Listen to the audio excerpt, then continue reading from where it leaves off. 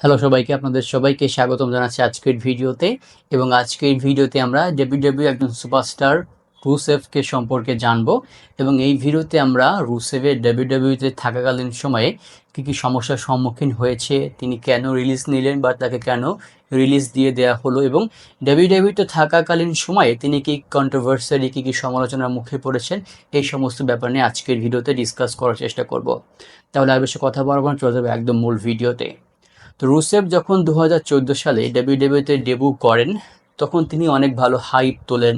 Specially তখন তিনি অনেক বেশি আলোড়ন সৃষ্টি করেন, কারণ তখন তিনি 2014 সালে জন সিনার সাথে একটা ফিউডে ছিলেন, এবং ফিউডের একটা মূল বিষয় ছিল রাশিয়া এবং আমেরিকার যে একটা কোল্ড ওয়ার চলছিল, এই ওয়ারের মধ্যকার তিনি একটা উত্তেজনা সৃষ্টি করতে পেরেছিলেন তৎকালীন সময়ে ডাব্লিউডাব্লিউ যারা অডিয়েন্স ছিল আমেরিকানদের মধ্যে আর কি। তো তিনি এসে একজন টপ হিল হতে পেরেছিলেন, এবং এটা তার অন্যতম একটা বড় অর্জন ছিল আর কি। তিনি সেখানে অনেক ভালো পারফর্ম করেছিলেন, যদিও তার প্রথম বড় ম্যাচ জন সিনার সাথে ম্যাচে তিনি হেরে যান বা তাকে হারিয়ে দেওয়া হয়, এবং এইটা তার ক্যারিয়ার দিকে একটু নিম্ন দিকে বা ডাউনফলের দিকে আমি বলবো। কারণ যখন একটা রেসলারকে সামনে আনা হয় প্রথমবার, তাকে একটু পুশ দেওয়া হয়, তাকে অনেক প্রমোশন করা হয়, তাকে যদি প্রথম কোনো বড় ম্যাচে হারিয়ে দেওয়া হয়, তাহলে এটা ধরে নেওয়া যায় যে পরবর্তীতে তাকে নিয়ে ভালো কোনো প্ল্যান নেই, বা তাকে দিয়ে বড় কোনো ম্যাচ, বড় কোনো চ্যাম্পিয়নশিপ, এগুলো কোনো প্ল্যান নেই। তবে রুসেভের ব্যাপারটা একটু আলাদা ছিল, কারণ সেই সময় যদি রুসেভকে ওই ম্যাচটা জিতিয়ে দেওয়া হতো, তার মানে রাশিয়াকে জিতিয়ে দেওয়া হয়েছে, এবং আমেরিকাতে বসে যদি ডাব্লিউডাব্লিউ রাশিয়াকে জিতিয়ে দিত, তাহলে অডিয়েন্সের রোশনালও তারা পড়তো। ইভেন এর পরবর্তীতেও একটা সময়ে টাইটাস ওনেইলের সাথে রুসেভের একটা ফিউড ছিল। তখন টাইটাস আমেরিকাকে রিপ্রেজেন্ট করছিল, কিন্তু টাইটাস বারবার রুসেভের কাছে হেরে যাচ্ছিল, এবং ওই সময় কিন্তু অডিয়েন্স ডাব্লিউডাব্লিউকে অনেক বেশি সমালোচনা করেছিল যে কেন তাকে হারিয়ে দেওয়া হচ্ছে। তো যাই হোক, প্রথম দিকে তিনি এইটা হারার পরে তার ক্যারিয়ার একটু ডাউনফলের দিকেই চলে যায় আর কি। তবে রুসেভের ডাব্লিউডাব্লিউতে সবচেয়ে ভালো সময় ছিল 2017 সালের দিকে।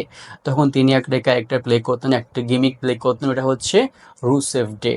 তার সাথে তখন ছিল এইডেন ইংলিশ। তো এইডেন ইংলিশ প্রথমে এসে খুব সুন্দর করে রুসেভ ডে এটাকে ইন্ট্রোডিউস করতো, এবং রুসেভ তখন এন্টার করতো।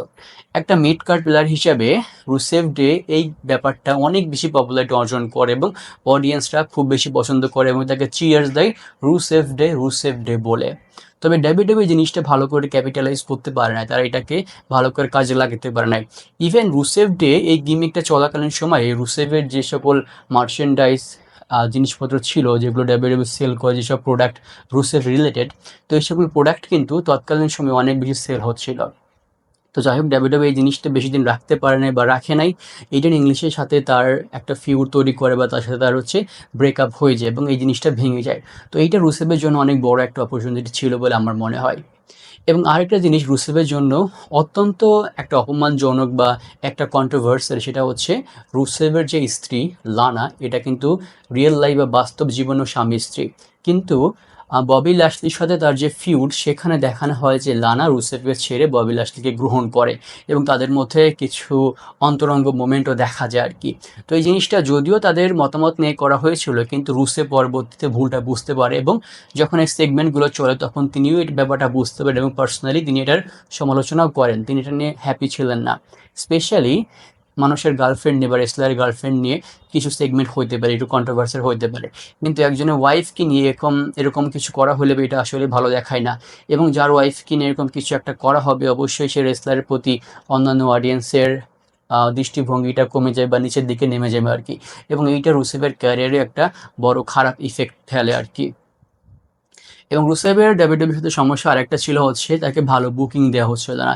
তিনি অধিকাংশ সময় মিড কার্ডে ম্যাচ খেলেছেন, যদিও তার মধ্যে একজন হিল হওয়ার অনেক ভালো পসিবিলিটি ছিল। স্পেশালি আমরা দেখি যে জনসনের তার যে ফিউডটা, এবং তৎকালীন সময়ে Roman Reigns, Seth Rollins, Brock Lesnar, এরকম রেসলারদেরকে অনেক বেশি সুযোগ দেওয়া হচ্ছিল। তো এই সময় রুসেভকে কিন্তু অতটা বেশি সুযোগ দেওয়া হচ্ছিল না, এবং এইটা একটা কি বলবো, তার নিচের একটা ডাউনফলের দিক বা তার একটা দুর্ভাগ্য বলাও চলে। তার ক্ষেত্রে যেটা হয়েছে যে তাকে একটু পুশ দেওয়া হয়েছে, কিন্তু সেটা অল্প সময়ের জন্য। এবং বড় কোনো টাইটেল ম্যাচের জন্য, যেমন ডাব্লিউডাব্লিউ টাইটেল, এই টাইটেল ম্যাচের জন্য তাকে খুব কমই সুযোগ দেওয়া হয়েছে। এবং তিনি একটা অধিকাংশ সময়ে ওভার শ্যাডো রেসলার হিসেবে কাজ করেছেন। ওভার শ্যাডো রেসলার কি, যারা হচ্ছে বিভিন্ন গ্রুপের মধ্যে কাজ করে বা অন্য কোনো রেসলারের সাপোর্টার হিসেবে কাজ করে। এই সকল রেসলার যারা ওভার শ্যাডো হিসেবে থাকে, তারা কখনোই হচ্ছে বড় কিছু করতে পারে না, তারা হচ্ছে কখনোই উপর দিকে উঠতে পারে না আর কি। তো যাই হোক, পরবর্তীতে কোভিডের সময় 2020 সালে, এই সময় ডাব্লিউডাব্লিউ বিভিন্ন সমস্যার সম্মুখীন হয়, অর্থনৈতিক এবং অন্যান্য সমস্যা। তো এই সময় তারা হচ্ছে রুসেফকে রিলিজ করে দেয়। রিলিজ করার পরবর্তীতে রুসেফ ডাব্লিউডাব্লিউর সাথে বিভিন্ন ফ্রাস্ট্রেশনের কথা বলেছে। তিনি এখানে কীভাবে আনহ্যাপি ছিলেন, এখানে ক্রিয়েটিভ ফ্রাস্ট্রেশনের প্রতি তার যে মনোভাব ছিল, এগুলো সম্পর্কে তিনি হচ্ছে বিভিন্ন কথা বলেছেন। তো বর্তমানে তিনি AEW-তে আছেন। সবাই মনে করেছিল যে রুসেফ হয়তো AEW-তে অনেক ভালো কিছু করবে, তাকে অনেক ভালো পুশ দেওয়া হবে, কিন্তু আমরা একটু বিশ্লেষণ করে দেখতে পাই যে AEW-তে তিনি এখন খুব বেশি ভালো সময় কাটাচ্ছেন না। হয়তো এখানেও তাকে বিভিন্নভাবে হচ্ছে বৈষম্যের শিকার করা হচ্ছে বা তিনি সমস্যার মধ্যে আছেন। আমরা চেষ্টা করব আরও কিছু মাস পরে আমরা রুসেফের AEW ক্যারিয়ার নিয়ে আপনাদের সাথে কথা বলার জন্য। তো ভিউয়ার্স, এই ছিল আজকের ভিডিও। সম্পূর্ণ ভিডিও শেষ পর্যন্ত দেখার জন্য অসংখ্য ধন্যবাদ। সবাই ভালো থাকবেন, সুস্থ থাকবেন। সবার জন্য অনেক অনেক শুভকামনা। আসসালামু আলাইকুম।